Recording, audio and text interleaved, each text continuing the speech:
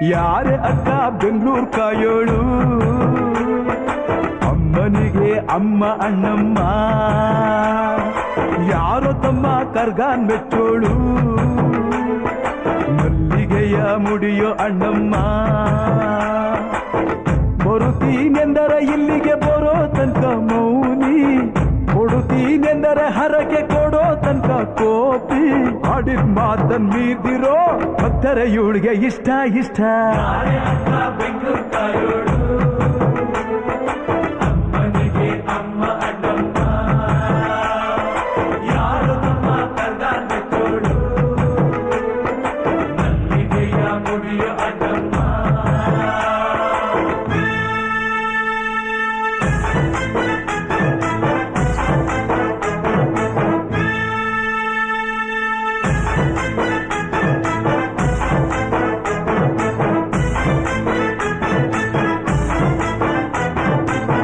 ಕಾಡು ಮಲ್ಲೇಶನೇ ಒಮ್ಮೆ ತಾಯ ಬೇಡಿದ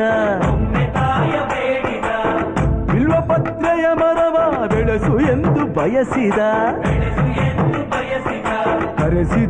ಕರೆಸಿದಳು ಕೆಂಪೇಗೌಡ